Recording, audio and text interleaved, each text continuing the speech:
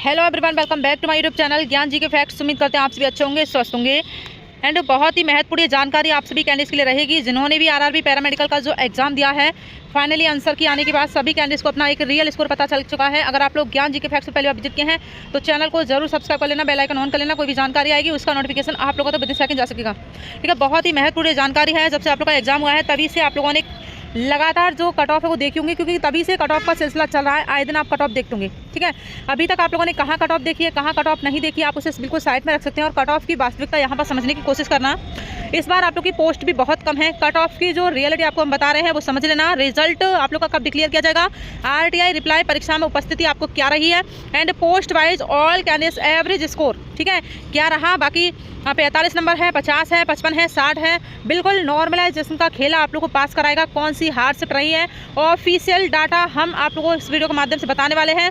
Cut off बस इतनी रहेगी, आंसर की के बाद मार्क्स में घटाव हुआ है, ये आप लोग बखूबी जानते हैं। चलिए जान लेते हैं सारी जानकारी। सबसे पहले आप लोग देख पा होंगे यहाँ पर आरआरबी पैरामेडिकल परिणाम 2026। इस भर्ती परीक्षा के माध्यम से विभिन्न पैरामेडिकल श्रेणियों के पदों के लिए कुल ठीक है रिक्तियाँ आप लोग की हैं 434 रिक्तियाँ भरी जाएंगी, जिनमें नर्सिंग सुपरिटेंडेंट और स्वास्थ्य एवं मलेरिया निरीक्षक ग्रेड 3। और यहाँ पर आप देख सकते हैं आप लोग की पोस्ट लिखी हुई है। सभी जितनी आपकी पोस्ट हैं ठीक है सभी की कट ऑफ आपको प्रोवाइड कर रहा है ज्ञान जी के फैक्ट्स। इस जानकारी को जन जन तक ठीक है पहुँचाइए जिन्होंने भी इस एग्ज़ाम को दिया है। 11, 12 और 13 ठीक है आप लोग का एग्ज़ाम हुआ है 11 मार्च, 12 मार्च और 13 मार्च को आरआरबी पैरामेडिकल कंप्यूटर आधारित परीक्षा आप लोग की हुई थी। अब ये देख सकते हैं आप लोग का परिणाम की हम बात करें तो अप्रैल अंत तक घोषित किए जाने की प्रबल संभावना है। जहां पर भी प्रबल लग जाता है आप लोगों को पता है आप लोग का जो परिणाम है वो आना निश्चित है। ठीक है, जो आप लोग का परिणाम जारी किया जाएगा वो अप्रैल अंत में आपको देखने को मिल जाएगा। कैंडिडेट्स परिणाम के बाद अपनी योग्यता स्थिति जांच कर सकते हैं, जो क्षेत्रवार परिणाम के साथ आरआरबी की क्षेत्रीय वेबसाइट पर उपलब्ध कराया जाएगा। जोन वाइज आपको कट ऑफ बताएंगे। ठीक है, आपको कमेंट्स बॉक्स में ज़रूर बताना है कि आपने किस जोन से भरा था, आप लोग का स्कोर क्या बन रहा है। एंड पोस्ट आप लिख सकते हैं, जोन आप लोग लिख सकते हैं। ठीक है, बिल्कुल। अब ये देख सकते हैं आरआरबी पैरामेडिकल उत्तर कुंजी 2026 पर आपत्ति दर्ज करने की विंडो एक्टिव हो गई है। उम्मीदवार 29 मार्च तक ठीक है 29 मार्च तक सुबह 10 बजे तक आप प्रश्न पर चैलेंज कर सकते हैं। इसके बाद किसी भी प्रश्न पर आपत्ति स्वीकार नहीं की जाएगी। आप ये देख सकते हैं 50 रुपये शुल्क आपको देना होगा। यहाँ पर आप देख सकते हैं। अब आप लोग के बहुत सारे ऐसे कमेंट्स आते हैं कि क्या जो प्रश्न पर आपत्ति दर्ज कर रहा है सिर्फ उसी को बोनस अंक मिलेगा या उसी का फ़ायदा होगा। तो आपको क्लियर कर दें, चाहे प्रश्न पर चैलेंज कोई भी कर रहा सही, एक भी अभ्यर्थी ने प्रश्न पर चैलेंज किया है। अब ऐसा भी नहीं है कि आपने किसी शिफ्ट से 8 प्रश्नों पर चैलेंज किया है, मान लीजिए 8 प्रश्नों पर चैलेंज किया है तो 8 पर बोनस अंक मिलेगा। नहीं भाई, अगर आप लोग के पास 100% सटीक प्रूफ है तो आरआरबी के पास भी 100% सटीक प्रूफ है। अगर 8 प्रश्नों पर कोई चैलेंज करता है तो मानकर चल लीजिए बस 3 या 4 प्रश्नों पर आप लोग को बोनस अंक मिलना तय है। ठीक है, जितने प्रश्नों पर चैलेंज करता है या जो प्रश्न पर चैलेंज करता है उसका तो फायदा होता ही है, और जो प्रश्न पर चैलेंज ना भी करता है उसका भी अंक बढ़ता है। ये कब देखने को मिलता है बढ़ा हुआ, जैसा कि आप लोग का रिजल्ट डिक्लेयर किया जाएगा तभी आपको दिख जाएगा। आप लोग का जो मार्क्स है बढ़ाव आपको दिखेगा उसमें। और नॉर्मलाइजेशन जो मार्क्स होते हैं ना वो कोई नहीं बता सकता है यूट्यूब पर। ये याद रखना, जो आप लोग कमेंट्स करते हैं ना कि हमारा रॉ मार्क्स 54 है और नॉर्मलाइज होकर हमारा बन रहा है 59 बन रहा है, पॉइंट में भी आप लगा देते हैं, तो आपको ये किसने बताया है? आरआरबी ने आपको बताया है कि आप लोग का इतना नॉर्मलाइजेशन मार्क्स बढ़ गया है। एक अनुमानित बताते हैं, हम हो या चाहे आप लोग कहीं भी देख रहे सही, सिर्फ वो एक अनुमानित होता है कि इतना आप लोग का बढ़ सकता है। ठीक है, पिछले आंकड़े के अनुसार आपको बताया जाता है। अब ये देख सकते हैं आप लोग। ठीक, चलिए उम्मीद करते हैं आपको समझ आएगा। फिर भी आपके मन में कोई डाउट हो आप कमेंट बॉक्स में जरूर मेंशन कर सकते हैं। अब यहाँ पर आप देख पा रहे होंगे 29 मार्च तक आप प्रश्नों पर चैलेंज कर सकते हैं। 21 मार्च को आप लोग की ऑफिशियल आंसर की रिलीज़ की गई थी। जिन्होंने भी ऑफिशियल आंसर की नहीं देखी है आप लोग देख सकते हैं। नर्सिंग सुपरिटेंडेंट में सबसे ज़्यादा पद हैं, इसकी भी कट ऑफ आपको हम बताएंगे 272 पद हैं। फार्मासिस्ट की कट ऑफ आपको बताएंगे 105 पद हैं। स्वास्थ्य और मलेरिया निरीक्षक के पद आपको दिख रहे होंगे यहाँ पर 33 पद है, इसकी भी आपको कट ऑफ बताएंगे। बाकी लैब असिस्टेंट की आप देख पा रहे हैं ना, इसमें मात्र 12 पद हैं, तो कट ऑफ आप जानते हैं कि इसकी कट ऑफ आपकी हाई ही रहने वाली है। और इसमें आप देख सकते हैं 4 पद हैं आप लोग के, तो कट ऑफ तो भाई बहुत ज़्यादा ही रहेगी। ठीक है, बाकी रेडियोग्राफर के आप देख सकते हैं 4 आप लोग के पद हैं, तो कट ऑफ जो हम आपको बताएंगे सिर्फ नर्सिंग सुपरिटेंडेंट और यहाँ पर आप देख सकते हैं हेल्थ एंड मलेरिया इंस्पेक्टर के, और यहाँ पर फार्मासिस्ट की आपको कट ऑफ बताई जाएगी। बाकी कितना प्लस इनकी पोस्ट की रहेगी वो भी हम आपको बताएंगे। बाकी आप देख सकते हैं।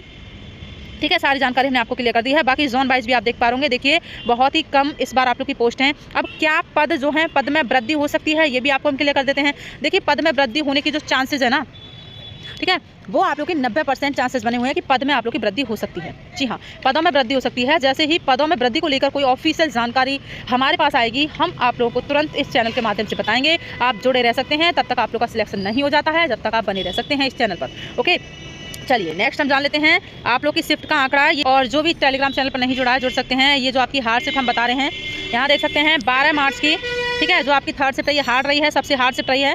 और 13 मार्च की प्रथम शिफ्ट हार्ड है, और 13 मार्च की तृतीय शिफ्ट हार्ड है, और 11 मार्च की प्रथम शिफ्ट आपकी हार्ड रही है। 4 शिफ्ट आपकी हार्ड रही है। अब यहाँ पर मॉडरेट शिफ्ट आप देख सकते हैं। 12 मार्च की जो आप देख पा रहे हैं दूसरी शिफ्ट मॉडरेट है, 11 मार्च की तृतीय शिफ्ट मॉडरेट है, और 12 मार्च की यहाँ देख सकते हैं प्रथम शिफ्ट मॉडरेट है, और 13 मार्च की आप लोग की दूसरी शिफ्ट मॉडरेट रही है। और जो हमारी, ठीक है, 11 मार्च की दूसरी शिफ्ट है, ठीक, ये आप लोग की इजी शिफ्ट में यहाँ पर आई है। उम्मीद करते हैं आपको समझ आएगा। फिर भी आपके मन में कोई डाउट हो आप कमेंट बॉक्स में जरूर मेंशन कर सकते हैं। चलिए नेक्स्ट हम आपको बता देते हैं कुछ मिनिमम क्वालिफाइंग मार्क्स का क्राइटेरिया भी यहाँ पर रखा हुआ है।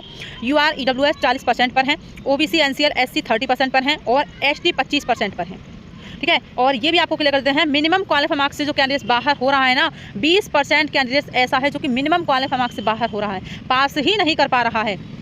ठीक, ये समझने वाली बात है। बाकी प्रोफेशनल एबिलिटी की हम बात करें, आप लोग के 70 प्रश्न थे, ठीक है, 70 ही नंबर के। अब आप लोग बता सकते हैं कितना आप लोग का करेक्ट हो रहा है। बाकी ये जो है मॉडरेट टू हार्ड यहाँ पर देखने को मिला है, और ये कैंडिडेट्स पर ही निर्भर करता है। ऑल ओवर हम बात करें सभी शिफ्ट का, तो एग्जाम का जो लेवल रहा है वो मॉडरेट टू हार्ड रहा है, लेकिन एग्जाम का लेवल सिर्फ आप लोगों की तैयारी से बनता है।